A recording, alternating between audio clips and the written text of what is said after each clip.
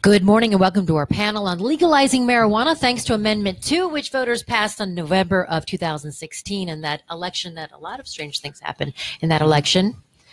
Medical marijuana is legal in Florida.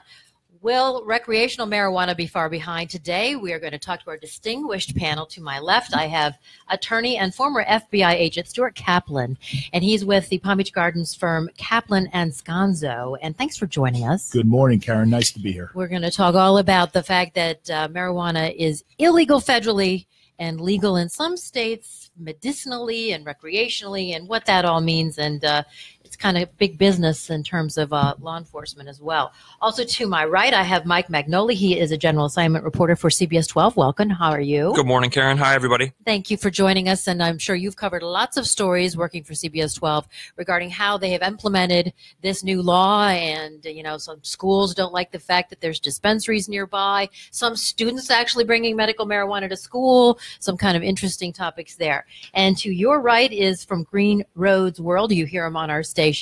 R.B. Barroso, he's the co-owner and co-founder of Green Road World. And you started this company because you found a need for yourself, right? Absolutely. Coming from a background of having an opiate addiction and being clean, God bless, since September 4th, 2013. Nice. There's a lot of people that have this, especially with the opiate epidemic that's going on right now that's in the country. With the opioids, the medical marijuana can actually supplant the opioids in helping with pain relief. That's correct. Actually, I don't know if many people have seen it, but the federal government just gave the first $4 million grant to Albert Einstein University to see how cannabis could combat opiate addiction. So the federal government finally actually gave a $4 million grant to study this. Well, and the interesting thing, and we go to our doctor on the panel, and she is Dr. Joan Baijnath. She's the medical director at MD Cares in Palm Beach Gardens. And I was talking to you before we started the panel that medical marijuana is not FDA approved. So why and how does that make it kind of difficult?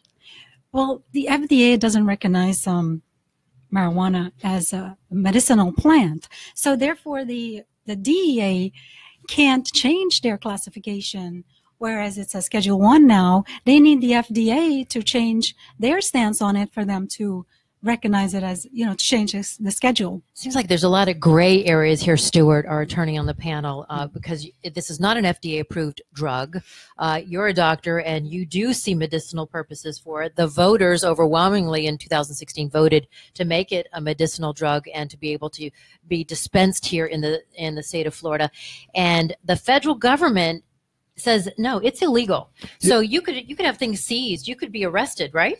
Yeah, and so here's the tug of war. So the federal government always preempts state law, and what that means is that if state law is in conflict with federal law, the federal law will trump that enforcement. So, for example, and it's quite surprising to most people that notwithstanding there are 40 plus states that have legalized marijuana for medicinal purposes. Notwithstanding, the federal government still has not recognized it to have any value for medical purposes and certainly not for recreational purposes. And as the doctor indicated, it is still on the books as a Schedule 1 narcotic. The problem is that we have some states now that have recognized it not only for medicinal purposes, but also for recreational purposes. The one thing, though, that has evolved, and I think that most people are unaware of this, back during the Obama administration, as August of 2016, the Deputy Attorney General at the time, James Cole, published a memo called the Cole Memo. And what that did was, because there was such a wrestling with respect to what the federal government should do with respect to its enforcement powers, James Cole finally gave some direction to say, look, we're kind of going to give it a pass on the low level, meaning that simple possession, the federal government is not interested in prosecuting nor enforcing. However, if we see that minors are being targeted, or school children, or that organized crime or the drug cartels are in the so-called marijuana business, we are going to take enforcement action. So basically, the federal government is on the sidelines for general purposes. But again, people have to understand that the DEA or the federal government at any point, if they so choose, could arrest you and prosecute you. And they could come seize your assets and everything involved, right? That is correct. It's very scary. Now, you as a criminal defense attorney, I'm sure you see people violating probation and going to jail for a year for smoking a joint. I mean, what is happening? How many people, who was telling me 800,000? 850,000 at this point. Were arrested? Were arrested for some type of possession of cannabis. In this country? In this country. This year. So, absolutely. I mean, what's happening with that? Well, you know, look, I come from a perspective of a former law enforcement background, and so I've seen both sides of the coin. What I see now on this side of the coin, because I do defend those people that unfortunately are arrested and prosecuted here locally in the state of Florida. I'm also admitted up in New York, and so it's similar. The system is bogged down. Basically, it ties up law enforcement. It ties up our court system. It ties up all of our resources that I truly believe could be utilized for better efforts in not just prosecuting people for simple possession. Unfortunately, though, it's still on the books.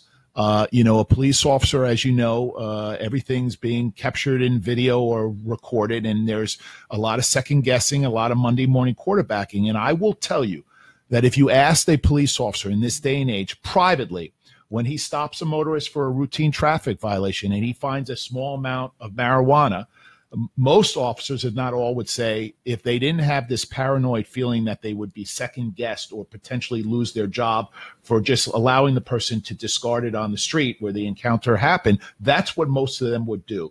But they're so concerned about their job security, and so they have to follow the letter of the law. And that's the problem now. We know that it has basically been accepted in our culture. We recognize the fact that it does have apparently some value in the medical community.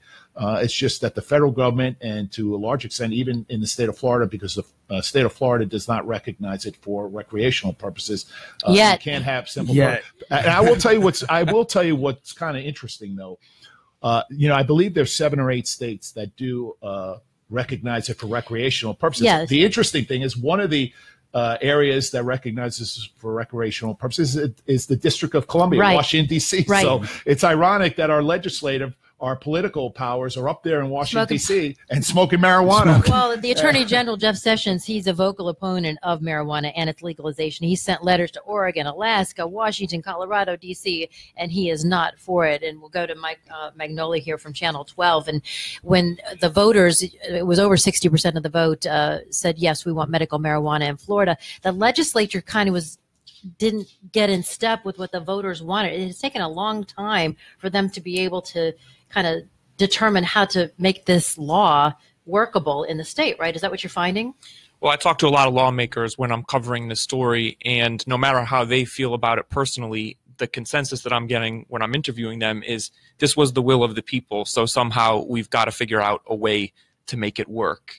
And no matter how they voted for legalizing marijuana, whatever their vote was, they've just kind of accepted now that this is the way that it's going to be going forward. So how can we do this effectively? And they haven't really done it effectively. It's kind of been messy rolling it out. And I know many of the doctors want the patients to be able to smoke it. I guess it comes in an oil and pills or whatever. So, you know, for the longest time when we were doing stories about medical marijuana, we had this file video. And, you know, this shows people, it looks like it was from the 90s, okay? And they're smoking joints, and you're seeing that go to a person's mouth. And once I started covering this, I learned that that's not how medical marijuana patients actually use it. Right.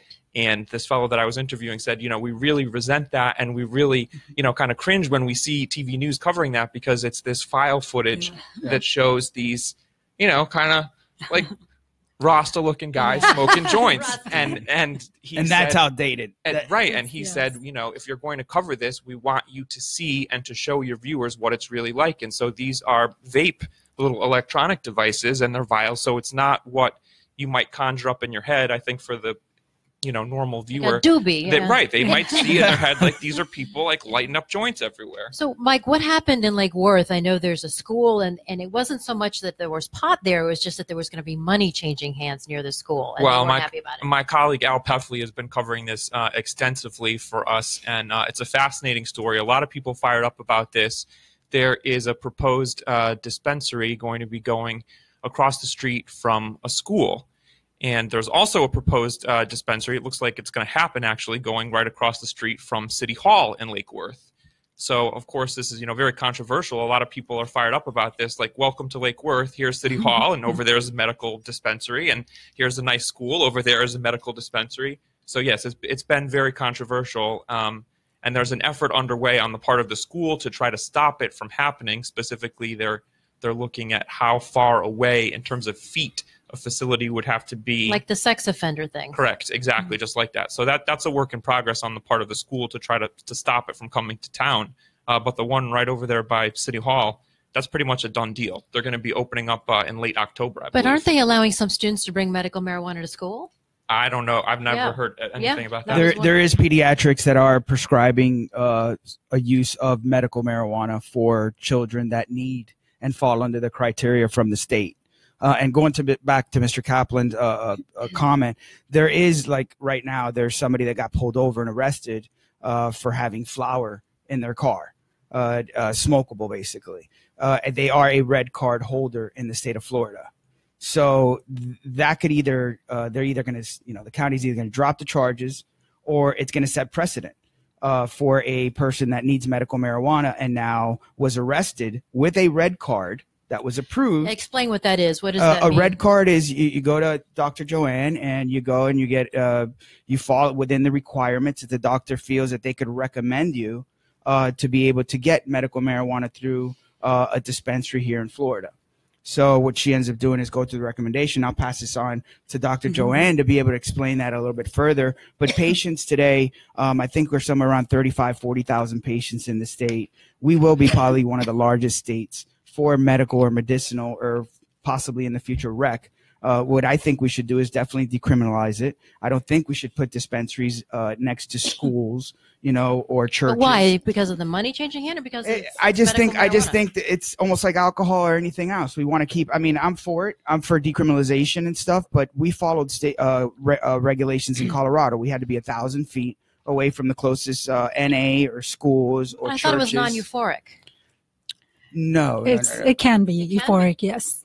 It depends on the concentration of THC and CBD, the ratios, but it can be. The medical marijuana here for the state of Florida will be euphoric. There has THC in it. The 2014 bill had low THC, high CBD strain. What the people voted for, which is 71%, over 6 million people voted. In 2014, under 6 million people voted for yes or no. This year, or when we voted for Amendment 2, there was over 6 million just for yes.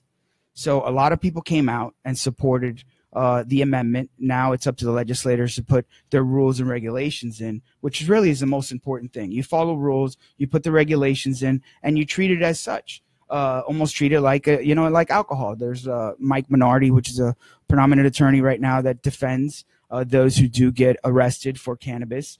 Sherman Powell does the same. There should be some kind of stance and regulations that people follow, and I think being away from a school is one of them. Okay, well, Dr. Joan Baijnath, you are with MD Cares, and you're an internist.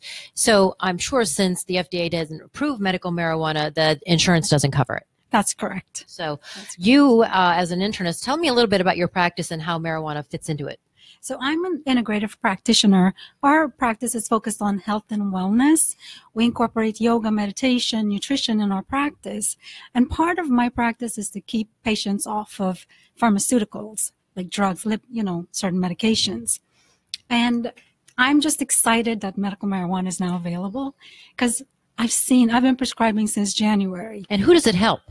Most of my patients are coming from the Cancer Institute, from other practice, like neurologists, so chiropractors. So really 4 conditions I really treat is cancer, seizures, PTSD, and chronic pain.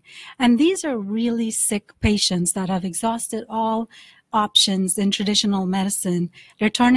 Most of them have been using cannabis illegally. Now that it's legal, they want to get legal. And they've found it more beneficial than certain pharmaceutical meds.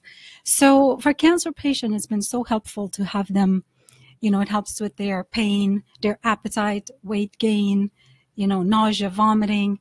I don't see why, this big stigma against it. Well, what about it being a gateway drug to other drugs? Is that true?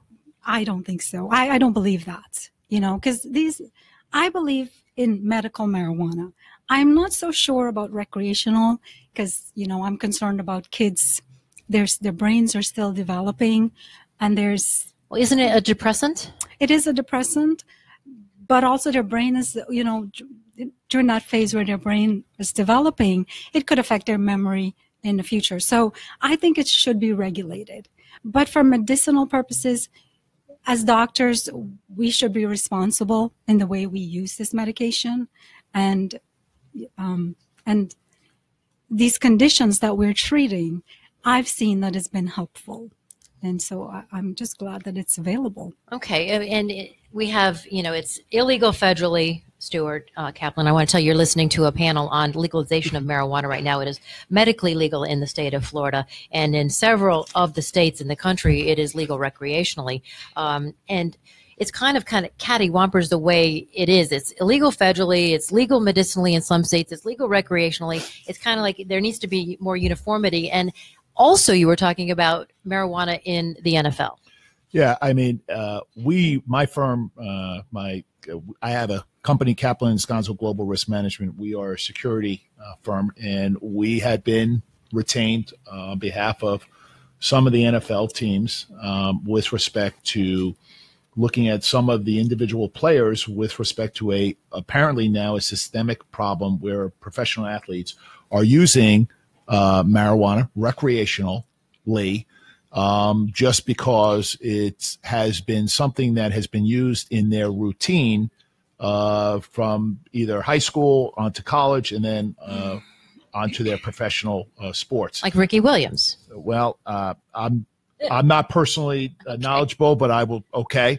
The issue that he was way ahead of his time. I can tell you right now, he was way ahead of his time. Yeah, Arby was on a panel with him the other night, right? Absolutely, Yeah. He was way ahead of his time. The issue is now. Look, I assume that there would be some people who would advocate for some of the players to say, just as the doctor indicated, that maybe marijuana would be a better substitute than to cause an NFL or professional athlete to have to use some of these more serious medications that we know of, Percocet, Valium. They're taking handfuls, some of them, Correct. just to stay on the field. Just to stay on the field. But I think the NFL is more concerned about the NFL players that are coming in that are using it not for medical purposes to make them because they have aches and pains, but using it recreationally because it's culturally ingrained in how they have been introduced to it from a very young age. It's a habit. It's a habit.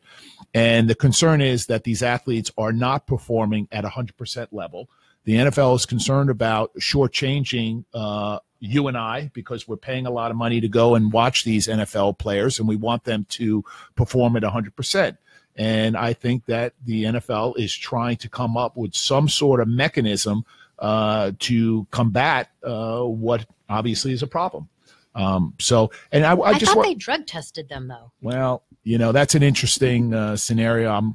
Maybe that's for a better topic, but I will just suggest that there are ways to defeat drug tests. If there's a test, they have figured out a solution to work around it. But I wanted to, say personally, I have two children, and I think one of the problems that I see, and again, because maybe I side more on the enforcement side, is that, with the advent of social media and children watching TV and everything now is unfiltered, children are really getting mixed signals here because, I grew up, I was privileged to go to Tulane University, which in the 80s was a party school. And I was used to watching people sit in a circle or a semicircle and pass around a joint and have a good time. And, I think there's not a kid that you could pull out of high school right now who wouldn't know what marijuana is or who hasn't either tried it or seen it. And I just think these kids are growing up in a very confusing time because on one hand, you want the medical community to get the federal government to adopt and give their blessing, but we don't want kids to smoke marijuana, or we certainly don't want kids to use it for recreational purposes. And so there's, again, this tug of war of these mixed signals, and I think we have to concentrate on that. Well, how does that work federally? Would we need to vote and have an amendment from the people, or does it come legislatively? Well, you see, on the federal level, it's going to have to be, as the doctor said, the FDA is going to have to eventually say that it does have some medical genuine medical purpose. The DEA is then going to have hearings and is going to have to then take it off of being a Schedule 1 narcotics. Gotcha. And then the laws are going to have to be changed on the books. All right. Well, you're listening to a special panel here on 850 WFTL on marijuana and legalization. Right now it's medically legal in Florida, but what about recreationally? And I am joined by Attorney Stuart Kaplan and Mike Magnoli from WPEC, and from Green Roads World, Arby Barroso, and Dr. Joan Baijnath. She's the medical director at MD Cares. We're going to be right back here on 850 WFTL. Don't go away. We'll be right back. Garrett, I did not hear the open of the show at all. It was dead. Garrett?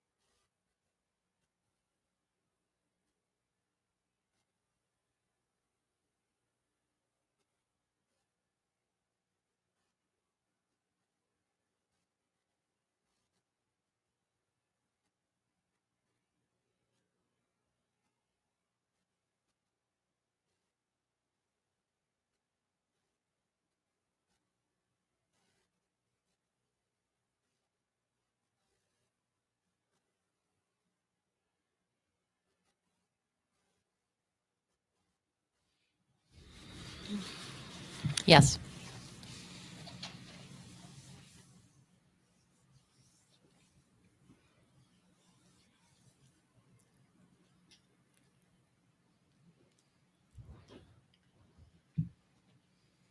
Welcome back to our panel about legalizing pot right here on 850 WFTL. As of November 2016 in the election, Florida overwhelmingly voted for Amendment 2, which legalized medical marijuana. And today we're talking with our distinguished panel, and joining us for the second half hour is GE Health Medical of Oakland Park CEO Kathy Paget. How are you? Thank you for having me. The rainy weather, a little bit hard getting here, huh? It is. From Broward County.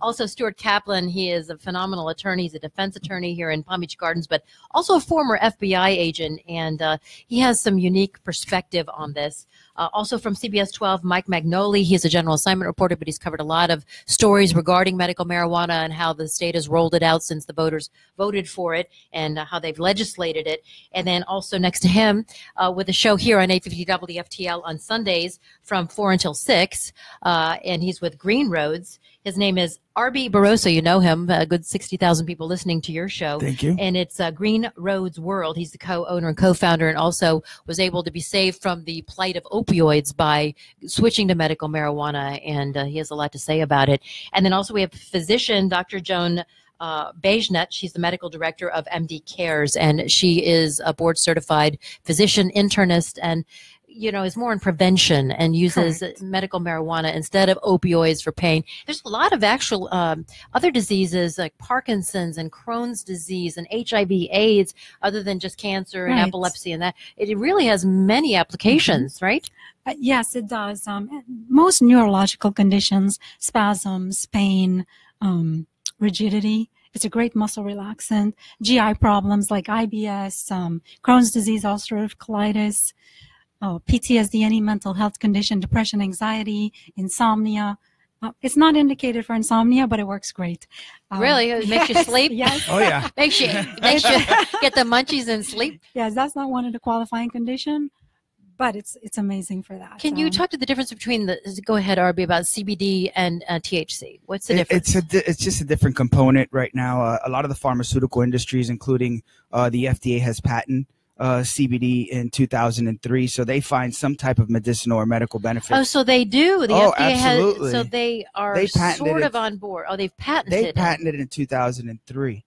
So they don't 2003. approve it, they patented it. Right, and then they licensed that out to pharmaceutical industries to do testing and stuff like that for treatments for cancer, epileptic seizures, and other things. So they see the medicinal benefits. It's just a struggle between big pharma and people that don't want big pharma involved due to everything that's been going on with the MS Contons, the Oxys, the Percocets, the Somas that literally kill 40,000 people a year. So does the pharmaceutical community see marijuana as a threat to their income? It's going to cost them Absolutely, $7.5 billion absolutely. this year.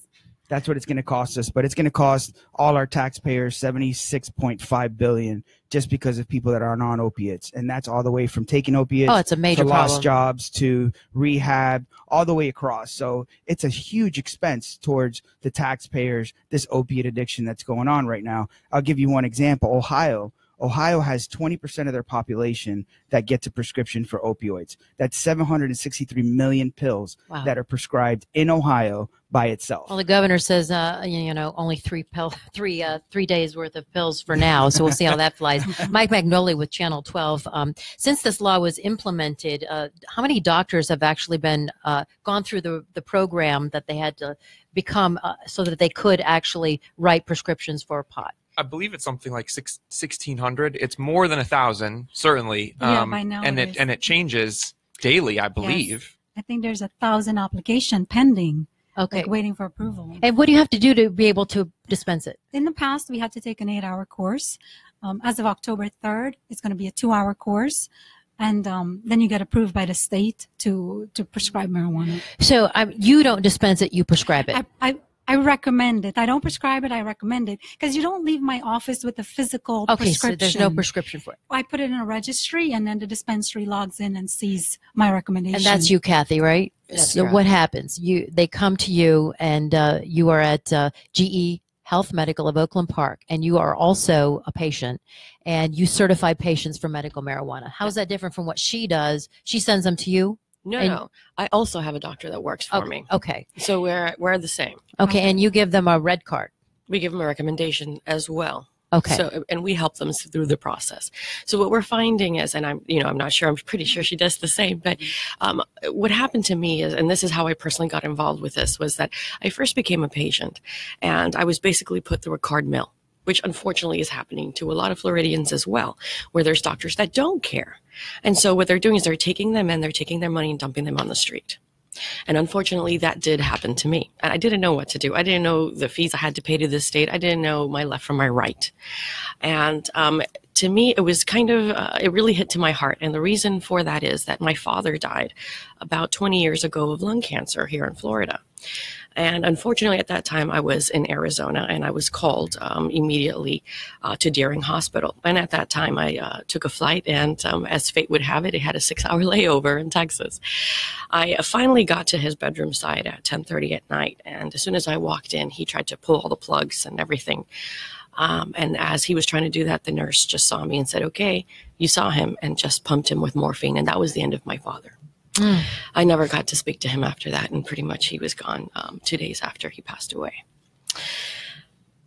He had called me 2 weeks before that, and he said to me, Kathy, I love you dearly, but I don't want to be in pain anymore. And this is too hard for me. The chemo is too hard. I can't talk. I can't sleep. I can't eat, and I feel like I'm just dying. I just want to be in a place where I'm not in pain anymore. So I'm going to stop this chemo, but I want you to be happy for me when I do pass away, because I'm going to be in a better place and I'm no longer going to be in pain, and I'm going to be with you. And that's what happened. So to me, it was a very personal hit, because if my father was around, if medical marijuana would have been around, it would have eased his pain. I'm not saying it would have cured him. No, right. I'm not a scientist, but I know that it would have eased his pain. He would have made it just a little bit longer, and maybe, just maybe, I could have gotten a couple more months. Anything, even a day is better.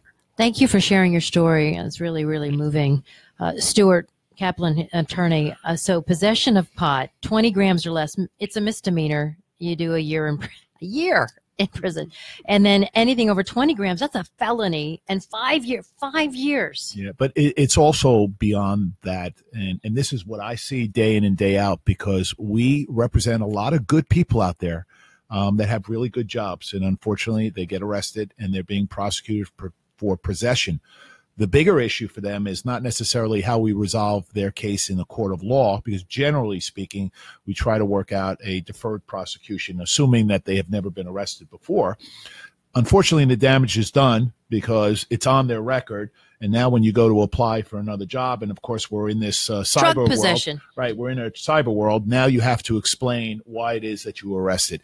And that's really the additional fallout that I think certainly in the young people can't anticipate, because they don't have the level of maturity to understand that these type of offenses are going to affect their later years in life. And so that also is my concern. I also want to touch upon, because Kathy brought up something, and it's very personal to me. I lost my mother in 1991 to breast cancer, and my mother suffered for 2 years. And I too would have hoped that my mother may have had access to medical marijuana, ironically. But I use this as a segue, because I think a lot of people don't realize California in 1996 was the first state on the books to legalize marijuana for medical purposes. And so it just goes to show how slow it has been, because we're talking, 20 years ago, right, and now we're in 2017. But, for whatever reason, California had this vision and had this advanced thought process, and really had helped a lot of people back then. So California, Nevada, Arizona, Maine, Massachusetts, they voted for recreational marijuana legalization. Do you know if crime statistics changed with legal marijuana? Or does anything change because it's legal? Well, it's interesting, and I'm going to be a little bit of a slap shot here, maybe a little bit of a wise guy. I've never been to a sporting event where people, I think, who have smoked marijuana get into brawls and start to act very obnoxiously.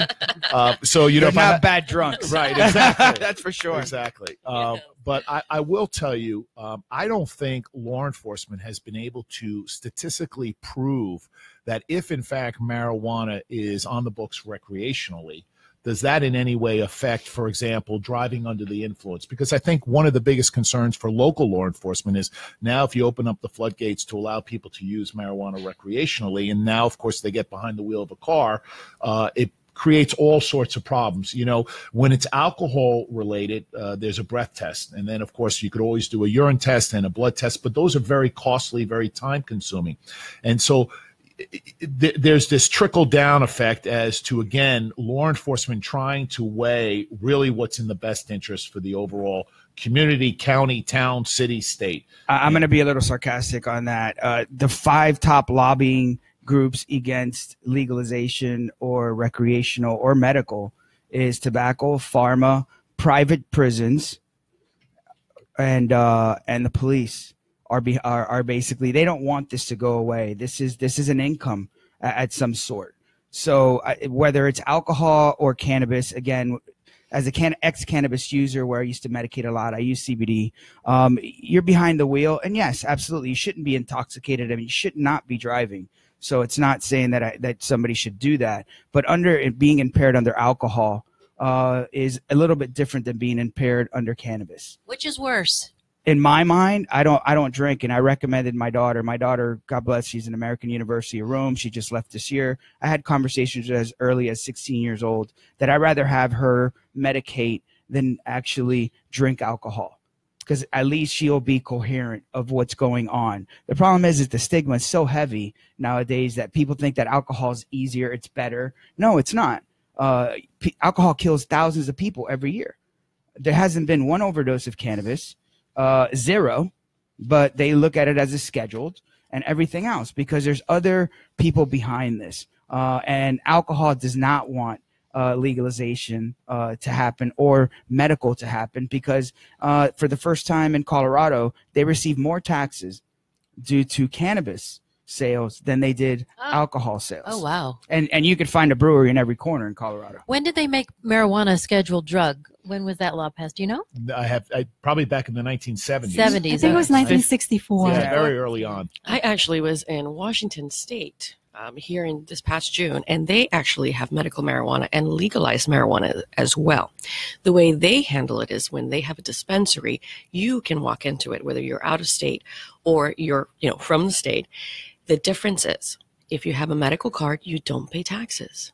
Right. Oh. But Karen, I'd like to comment on Bradford and Bradford in 2016 did a study in the states that have legalization of marijuana, and they've shown that there was no statistically significant change in traffic accidents or fatalities for people using marijuana in those states or crimes. They've also shown a reduction in the amount of prescriptions that doctors are prescribing, like 4,500 less prescriptions per year. And also, most of that was opioids.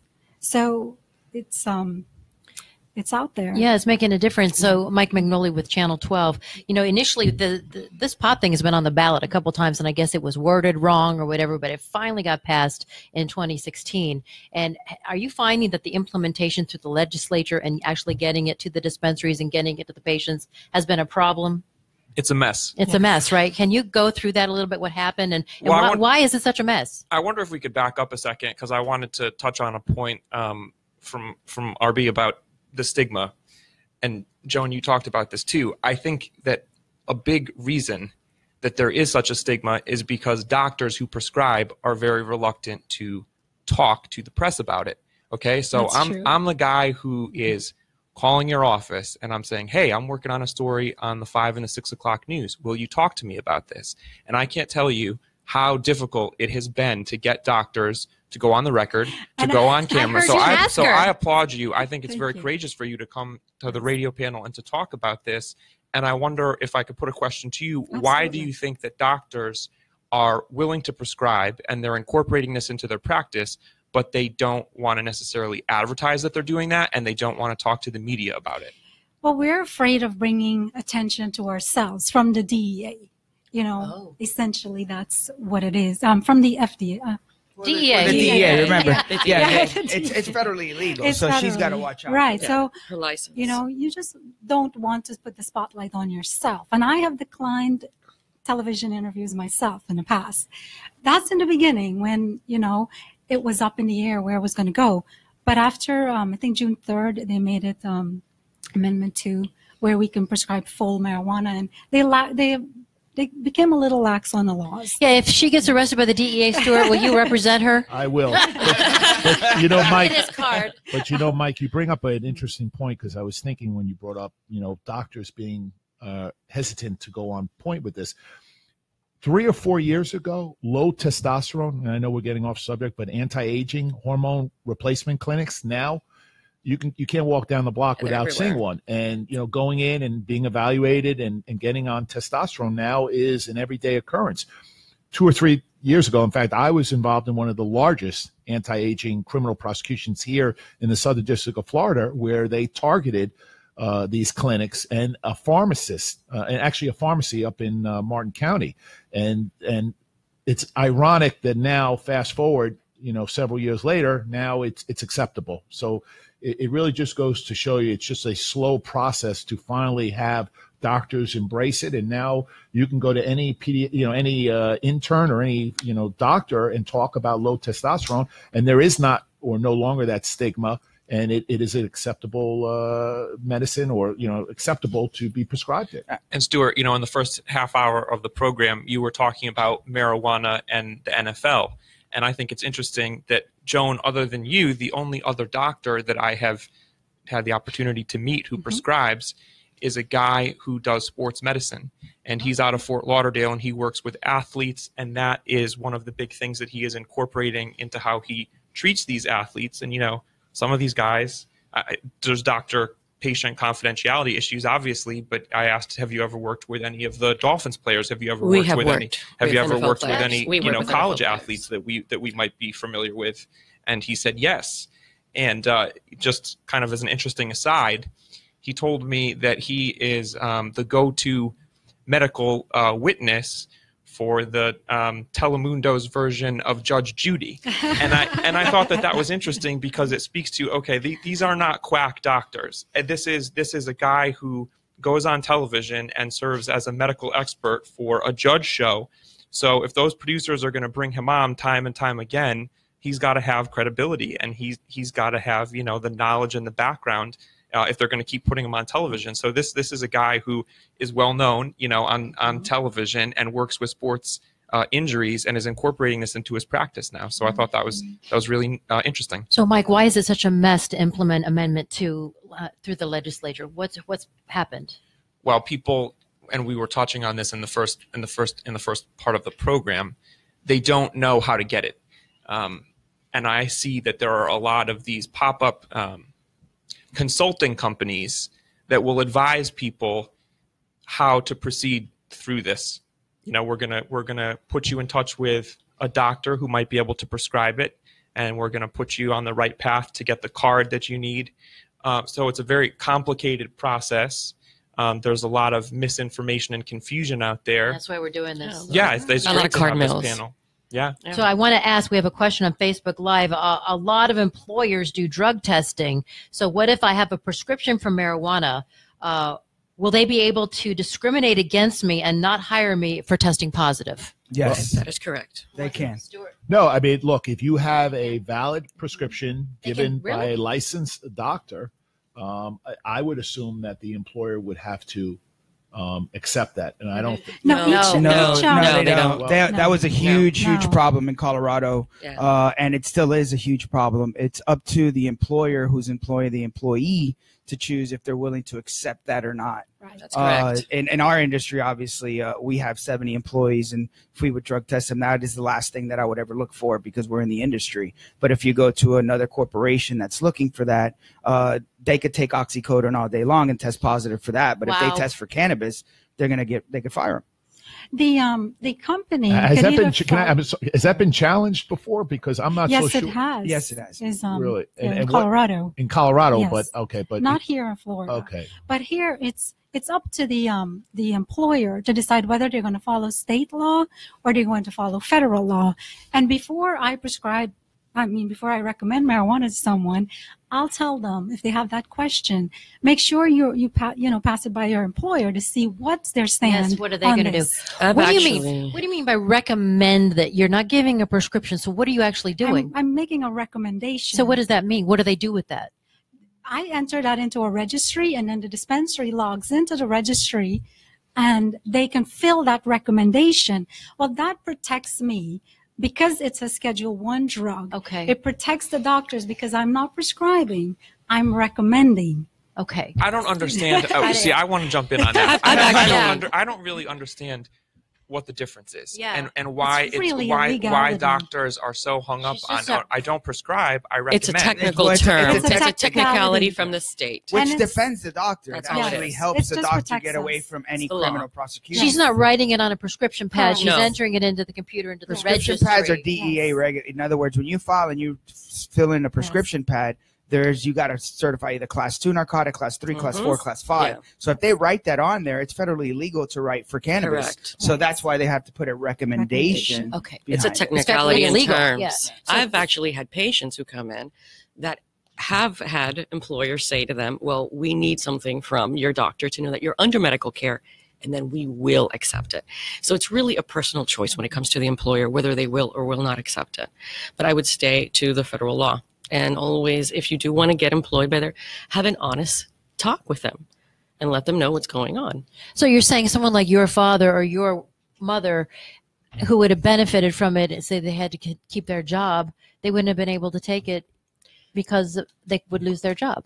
Or they would have a job. They would speak with their employer first and let them know, look, I have cancer and this is what's going on. And that's where I was going, Karen, because my argument as a lawyer is I would say they are disqualifying and discriminating my mother because she has cancer, not because she was taking the medication. I wish we had another hour. I guess this is so wonderful. I appreciate all of you, and I want to get your websites out. So with GE Health Medical of Oakland Park, Kathy Padgett is the CEO. What is your website? www.gehealthmedical.com. And you are a dispensary, and you also... No, I'm a doctor's office. Doctor's office, okay.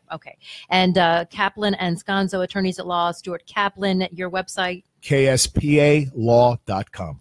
And Channel 12, we know you. CBS12.com. We cover this extensively. That's right. And Green Roads World, you hear them here on from 4 to 6 on 850 WFTL. And Doctor, go ahead and give your website real quick. EMDECARES.com. Thank you all for joining us here on 850 WFTL on our panel. Thank you. On legalizing marijuana. Thank you for having us. Thank you for having us. Thank you for having us. So sorry, Kathy.